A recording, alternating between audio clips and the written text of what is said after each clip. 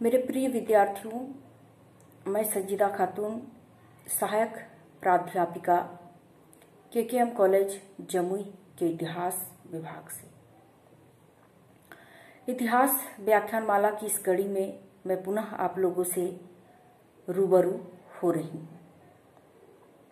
इतिहास व्याख्यानमाला की इस कड़ी में मेरा आज का जो टॉपिक है वह है गौरवपूर्ण क्रांति का महत्व।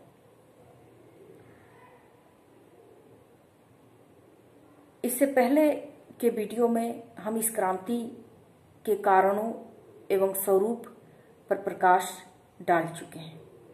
आज हम इस क्रांति के महत्व को समझने का प्रयास करेंगे। आधुनिक इंग्लैंड के इतिहास में गौरवपूर्ण क्रांति को महत्वपूर्ण स्थान प्राप्त है, क्योंकि यह क्रांति इंग्लैंड के संवैधानिक विकास के इतिहास में एक मील का पत्थर है। इसलिए क्योंकि इस क्रांति के बाद इंग्लैंड के संवैधानिक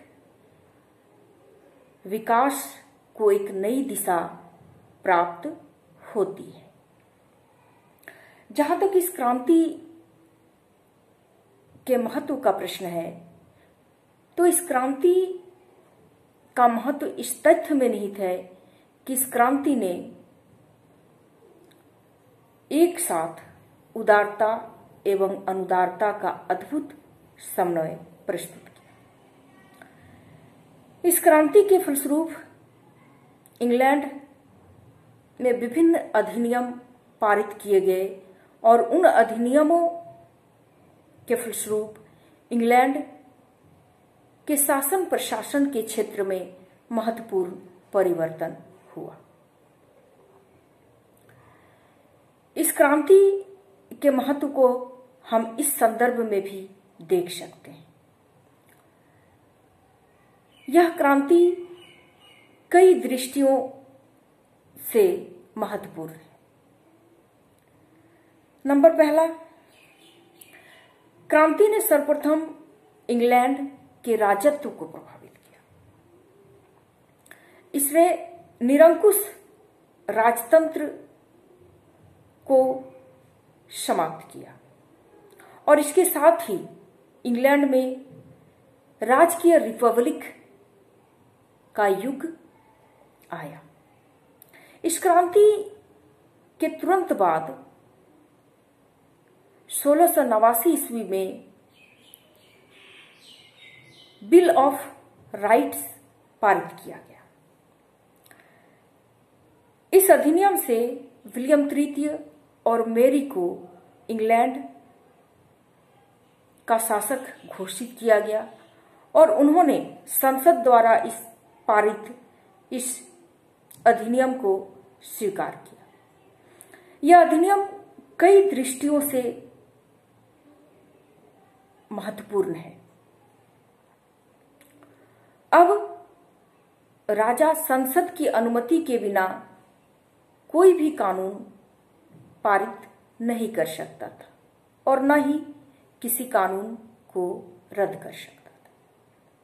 इसके साथ ही साथ राजा संसद की अनुमति के बिना राज्य के खर्च के लिए कोई भी नवीन कर नहीं लगा सकता था। इस प्रकार राजा संसद के दायरे में आया। राजा के जो भी अधिकार थे वह संसद के दायरे में थे। इस प्रकार इस अधिनियम से राजा के अधिकार सीमित हो गए और इसके साथ ही संसद की सर्वोच्चता स्थापित हुई। इस अधिनियम का एक महत्वपूर्ण पक्ष यह भी था कि अब मंत्री संसद के प्रति उत्तरदायी हो गए। इस प्रकार इंग्लैंड में संसदीय युग का सृजनेश हुआ। इस क्रांति ने लगभग 100 वर्षों से चले आ रहे संवैधानिक संघर्ष का अंत कर दिया।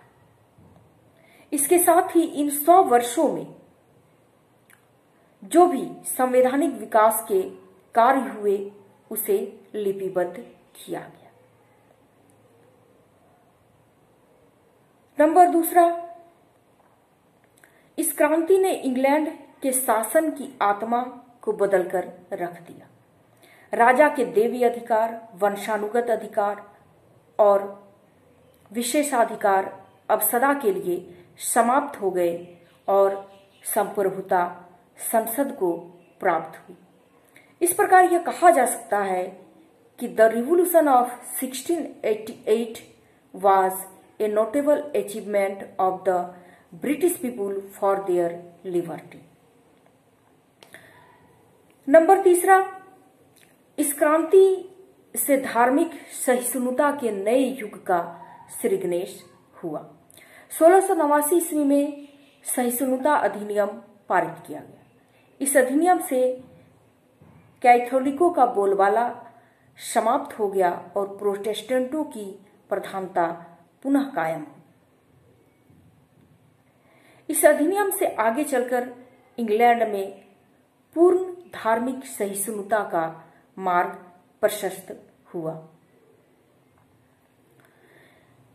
नंबर चौथा, इस अधिनियम ने प्रेस की स्वतंत्रता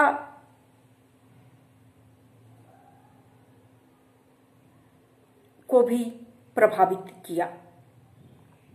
1693 के लाइसेंसिंग एक्ट से प्रेस को स्वतंत्रता प्राप्त हुई। एलिजाबेथ के समय से ही कोई भी वक्तव्य छापने के लिए राजा की अनुमति लेनी पड़ती थी, किंतु अब आपत्तिजनक लेख को छोड़कर कोई भी वक्तव्य छापने के लिए प्रेस स्वतंत्र था। नेक्स्ट है, इस क्रांति के फलस्वरूप कुलीनों के साथ साथ साधारण वर्ग को भी राजनीति और निर्वाचन में भाग लेने का मौका मिला।